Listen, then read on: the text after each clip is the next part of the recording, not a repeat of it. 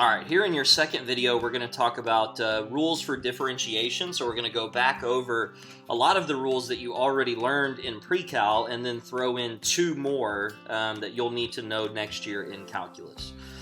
Okay, so the first rule is the derivative of a constant rule. So if c is any constant, then the derivative with respect to x of that constant c is just equal to 0. And so that really shouldn't be earth-shattering to anybody, because remember, one of the major interpretations of the derivative is slope of a tangent line. So if I were to graph a tangent line, or I'm sorry, a horizontal line, okay, so like say right here at y equals to c, then the slope of that line is 0. And remember, if the derivative means slope of the tangent line, then all of the tangent lines to this function have a slope of 0. Okay, so example 1, a and b are really not really overly hard. If f of x is equal to 5, then f prime of x, which is how I denote the derivative, is equal to 0. And then in part b, it's meant to kind of be a little bit of a trick. It says pi squared. Don't start thinking that that's a power rule problem, because remember that pi is a constant, so if I square it, it's still a constant. And so if it's a constant, then that means that its derivative is equal to 0.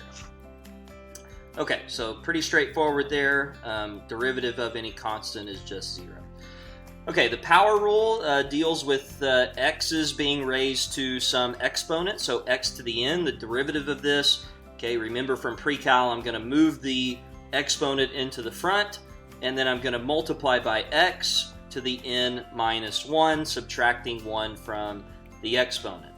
Okay, so that is the power rule. And then the sum and difference rule just says that I can take the derivative of multiple terms, and it's just the derivative of those terms. So what I mean by that is if I have d over dx of f of x plus or minus g of x, that's just equal to f prime of x, and then either plus or minus g prime of x. Okay, so in example 2, we're just going to do some basic derivative problems. Okay, so in part A, I have f of x is equal to 6x cubed minus 4x squared plus 2x minus 9. So if I use the power rule here, the derivative f prime of x is going to equal, I'm going to bring the 3 into the front, multiply it with the 6, that's going to give me 18, x to the second, because I reduce the power by 1 whenever I use the power rule, minus, bring the 2 in the front here and multiply it with the 4, so that's going to give me 8. And then x to the first power. I'm not going to write the 1, since typically we're not going to do that if it's raised to the first power. And then the derivative of 2x, whenever I take the derivative of a term like that, the x is just going to drop off, and then the derivative of negative 9, of course, is 0.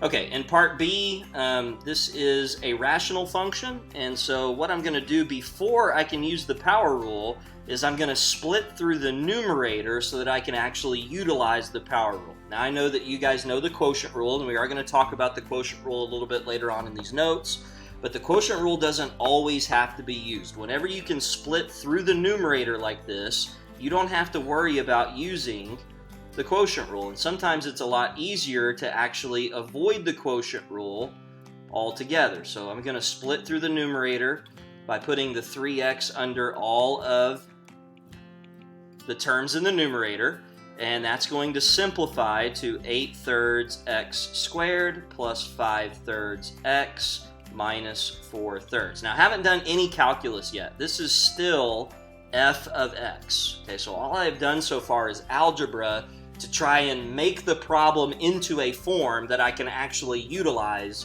the power rule. So now that it's in that form, I can go ahead and take the derivative. F prime of x is going to equal, I'm going to move the 2 into the front, multiply it by the 8/3 to get 16/3 x to the first power, plus the derivative of 5/3 x, which is just 5/3, and then the derivative of a constant, negative 4/3, of course, is just 0. So here is my answer to example B. Okay, in example C, we have g of x is equal to 4 over the square root of x. This radical notation, this square root notation, is really not any good for us ever. And so anytime you see that notation, you're going to want to switch out of it so that you can actually do the calculus and get the answer. So I'm going to change that into exponential form. Since it's in the denominator, I know that when I move it to the numerator, the exponent is going to become negative. So this is going to actually be 4x to the negative, and then if it's square root, I know that the exponent is 1/2. Okay, so I'm going to rewrite it in that form. That's going to allow me to use the power rule. So g prime of x is going to equal to 4 times -2. I'm sorry, -1/2 is -2. X to the -3/2.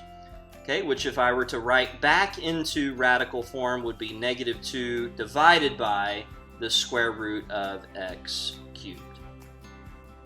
Okay, and then in example D, this is very similar to example B. I'm again going to have to split through the numerator. So before I do any calculus, I'm going to rewrite this as 8x to the 4th divided by x squared minus 6x cubed divided by x squared, and then plus pi over x squared, which I'm then going to simplify to say 8x squared minus 6x plus, for this term, this pi over x squared term, I'm going to rewrite it as pi x to the -2. Okay, so since there's no x in the numerator, I'm just going to bring that x squared to the numerator and make the exponent negative. Okay, again, haven't done any calculus yet, so this is still f of x. And now when I use the power rule, I'm going to get f prime of x is equal to 16x minus 6 minus 2 pi x to the -3. Okay, so this is the answer. The only real thing that you could do if you wanted to is on that last term, you could put that x to the -3 back into the denominator, but just make sure that when you do that, it only goes to the denominator of that particular term. So as you see, as I've written the final answer, the x cubed is only under the 2 pi and not under the entire problem.